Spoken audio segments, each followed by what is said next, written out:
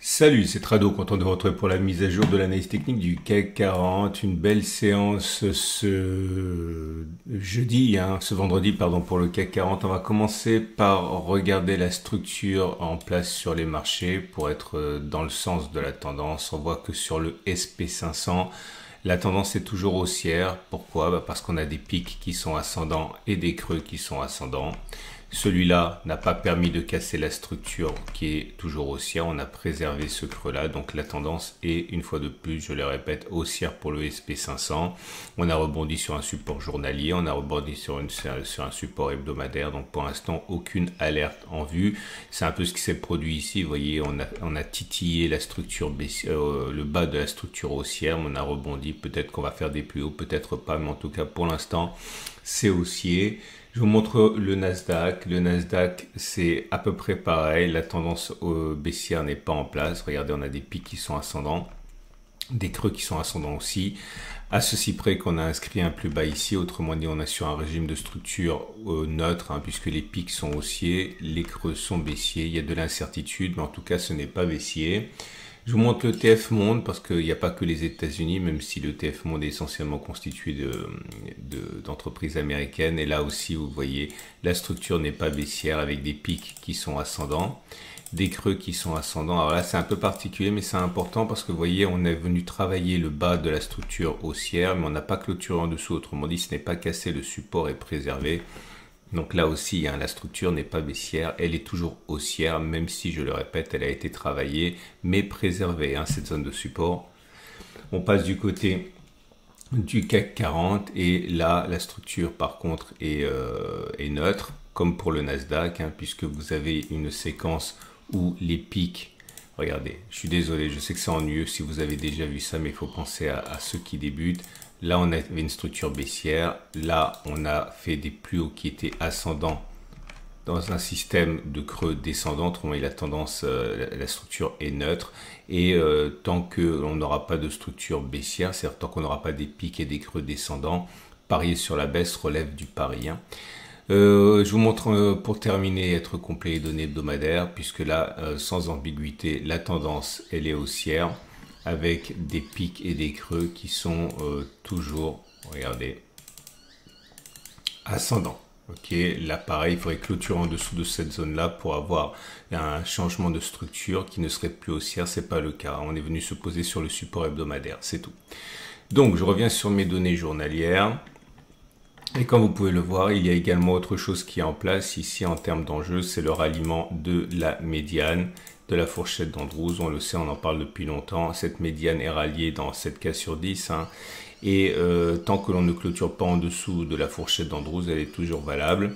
Je vous rappelle également qu'on a une boîte temps pour ça. On a généralement, dans la plupart du temps, on a un délai pour aller chercher la médiane. Pour le savoir, ce délai, eh bien, on va prendre la boîte d'Austin. La boîte d'Austin, mince, j'y reviens.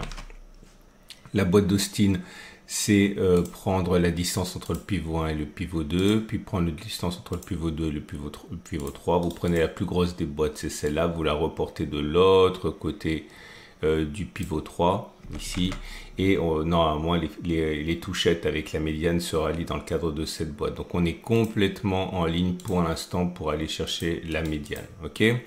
Je vous rappelle également qu'on avait un gap ici, il fallait le combler. Pourquoi fallait-il le combler? Parce que si on ne le comble pas, il s'agit d'un gap de continuation. S'il s'agit d'un gap de continuation, l'objectif c'est de prendre la distance parcourue entre les plus hauts et le gap et reporter ça par-delà le gap. L'objectif n'a pas été rallié, ce serait bien parce que si on comble ce gap et que par définition il ne s'agit pas d'un gap de continuation parce qu'il est comblé avant d'avoir atteint son objectif, ce serait un gap commun. Les gaps communs soulignent généralement l'apparition d'un trading range, et un trading range c'est bien puisque, bon, encore une fois, si on a un trading range, c'est qu'on n'est pas en séquence baissière. On va voir si on arrive à le combler. C'est dommage parce que sur le SP500, on a connu une mauvaise fin de soirée. Donc, je vous le remonte, le SP500, ça risque d'influencer l'évolution des cours, puisque vous voyez, le CAC 40 a perdu vendredi 1%, et le Nasdaq a perdu 1,4%. Donc, méforme pour les indices américains en fin de séance qui risquent justement de jouer sur la séquence de lundi. Alors, je vous montre aussi la moyenne mobile à 7 jours qui est en dessous des cours. On a cassé la M7, donc la tendance immédiate elle est neutre parce qu'on est au-dessus de la M7, mais la M7 est descendante encore.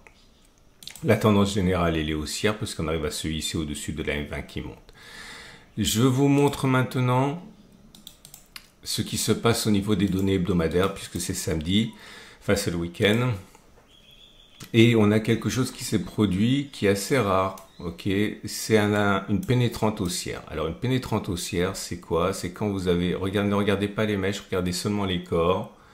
Vous avez un corps rouge et vous avez un corps vert. Mais le corps vert va commencer plus bas que le corps rouge et il va terminer au niveau, enfin au-dessus du niveau médian. Donc c'est un peu compliqué si vous débutez, mais vous prenez les Fibonacci, vous prenez le corps et regardez la moitié du corps, c'est représenté par les 50% ici et on clôture bien au-dessus. On clôture ici alors que les 50% étaient là. Donc on a bien une pénétrante haussière. Okay, si on englobe complètement la bougie, c'est pas bon, c'est pas une pénétrante haussière. Ça s'appelle un avalement haussier. Je vous montre un exemple d'avalement haussier. Il y en a souvent. Je vais en trouver un. Forcément, il suffit que je le dise pour ne pas le trouver. Mais un avalement haussier, c'est voilà ici. C'est rouge et puis un corps qui avale complètement le corps rouge, c'est un avalement haussier. Et on va regarder ce qui se passe depuis l'origine du CAC 40 en données hebdomadaires. Ce qui se passe donc suite à une pénétrante haussière. Voilà, vous avez un avalement haussier aussi avec un grand corps rouge qui avale complètement le corps vert précédent. Donc j'ai regardé trois choses comme d'habitude. J'ai regardé ce qui va se passer en mettant un stop de protection sous le plus bas de la structure de la pénétrante haussière. Alors pour le coup ici c'est le plus bas, il est là. Okay. Et on va regarder si on fait au moins une clôture en profit. Ça veut dire en gros est-ce que je peux laisser courir mon trade si je suis déjà à la hausse ou pas. On va regarder si on arrive à faire une fois la distance au stop de protection positionné sous les plus bas de la structure et deux fois la distance au stop de protection. Alors, je prends un exemple qui a bien fonctionné, c'est toujours plus simple. Et je vais essayer d'en trouver un. Voilà, ici on a une pénétrante haussière. Vous avez un corps rouge, vous avez un corps vert. Si vous mettez le niveau médian sur les 50% du corps rouge, vous voyez que on arrive à clôturer in extremis au-dessus des 50%, donc c'est bien une pénétrante haussière. Ok, j'ai mis 3 pouces verts. Pourquoi? Parce que si je mets le stop de protection sous les plus bas de la structure, là pour le coup c'est la bougie 2. Est-ce que j'ai réussi à clôturer au-dessus? Oui, sur cette bougie-là. Est-ce que j'ai réussi à faire une fois à distance au stop de protection? Le stop de protection est donc à moins 3,76. Et je vois qu'au mieux, on a fait 11. Donc, on a bien fait une fois et deux fois à distance au stop de protection. Et parfois, ça donne rien du tout, comme ici. Okay, puisque le stop de protection a été positionné sous le plus bas de la structure. Et dès la bougie suivante, on a touché le plus bas de la structure. Donc, on n'a pas fait de plus en clôture. On n'a pas fait non plus une fois ni deux fois à distance au stop de protection. Ok. Alors attention, il y a des conditions que les puristes aiment bien, à savoir notamment la physionomie des bougies. On aime bien que la bougie 1 soit plutôt longue, que la bougie 2 soit plutôt longue aussi. Mais bon, pour des soucis de backtest, j'ai pris toutes les configurations qui remplissaient les conditions que j'ai évoquées au début. Et puis après, à vous éventuellement de faire le tri. Alors ça, c'est intéressant. Vous avez deux verts, un rouge. Pourquoi? Parce que la pénétrante haussière, elle est là. Beaucoup aiment que la pénétrante haussière soit en fin de baisse, ce qui n'est pas le cas ici. Donc c'est aussi à vous éventuellement, si vous êtes puriste, de faire le tri. Mais en tout cas, j'ai toutes prises ici. Ou est-ce qu'on a clôturé plus haut? Oui, dès la bougie suivante. Est-ce qu'on a fait une fois la distance au stop de protection? Oui, puisque le stop de protection, il était en dessous, hein, donc à moins de 58 et on a fait au mieux 4,69. Donc on a fait une fois la distance stop de protection, mais on n'a pas fait deux fois la distance stop de protection puisque le stop de protection a été touché ici. Et là c'est pareil, on a fait juste une clôture au-dessus, vraiment symbolique, mais derrière on a tué le stop de protection, donc on n'a pas fait une fois ni deux fois à distance stop de protection. Ok, bon, vous avez l'habitude, je suis obligé de le répéter pour les nouveaux. Je vais donc faire ça depuis l'origine du CAC 40. Et ça nous amène donc en 1980 et quelques, puisque le CAC 40 est un indice qui est jeune. Voilà, jusqu'ici. Et voilà les conclusions. Peut-on espérer que suite à la pénétrante haussière de vendredi de la semaine dernière, on clôture au-dessus en fin de semaine par rapport au niveau actuel sans toucher le stop de protection positionné sous le plus bas de la structure? C'est la première bougie ici à moins 2,23. La réponse c'est oui, ça a fonctionné 29 fois, ça a échoué 8 fois, autrement dit dans 78% des cas.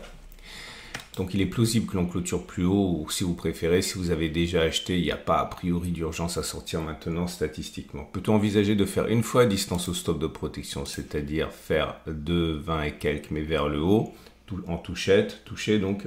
La réponse est oui, c'est plutôt plausible, ça a fonctionné 23 fois, ça a échoué 14 fois, autrement dit 62% des cas. Et peut-on envisager, donc si vous avez par exemple risqué 100 € par trade, vous avez gagné historiquement 23 fois 100, 2300, vous avez perdu 14 fois 100, 1400, 2300 moins 1400 c'est positif, hein, c'est 700. Si vous avez pour objectif de toucher 2 fois à distance stop de protection, donc 2,19 vers le haut, c'est voilà 4,4 environ. Est-ce que c'est plausible? Pas vraiment, ça a fonctionné 13 fois, ça a échoué 24 fois, autrement dit uniquement dans 35% des cas. Ce serait légèrement positif en termes de profit puisque on gagne 2 fois plus quand on a raison que l'on perd quand on a tort. 13 fois 200, 2600, moins 24 fois 100, 2400. Donc tout juste positif, mais enfin l'idée surtout c'est que c'est pas rentable comme stratégie, hein. Le mieux a priori serait de viser une fois la distance au stop de protection. Voilà. On revient sur les données journalières et on va donc passer au trade du jour. Votre rendez-vous avec IG. IG, bien plus que du trading, une équipe d'experts à vos côtés. Si vous êtes positif, vous avez compris ce que vous pouvez faire. Si vous avez un biais qui est haussier, si vous avez un biais qui est baissier, ça devient compliqué parce que... non, c'est pas compliqué, c'est pas vrai. Si vous mettez un stop de protection au-dessus des plus hauts ici et que vous visez une nouvelle attaque baissière, alimentée notamment par la baisse des marchés américains, vous visez donc un retour sur les plus bas, pourquoi pas. Stop de protection au-dessus des plus hauts, ça fait un ratio Gay-Risk de 1,5, c'est pas mal. Si vous visez un retour sur les plus bas mais avec un stop de protection plus loin, c'est pour intégrer le fait qu'on touche la médiane de la fourchette d'Andrews. Là vous avez un ratio gain-risque qui est inférieur à 1. Ok, c'est pas impossible, c'est pas interdit, hein, mais il faut le savoir. Voilà. Dernière chose, si vous voulez être encore plus agressif et parier sur le fait que le gap ne sera pas comblé, notamment parce que la séance américaine a été mauvaise, vous pouvez mettre votre stop de protection au-dessus de la zone de gap. Voilà, on a fait le tour. Je vous souhaite une excellente semaine. Je vous rappelle également que vous avez plein de vidéos qui vous attendent et je prendrai bien des vacances, hein.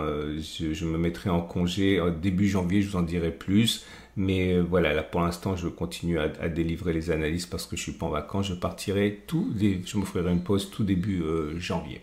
Excellente journée, plein de vidéos encore une fois qui vous attendent. Je vous dis à demain pour la mise à jour.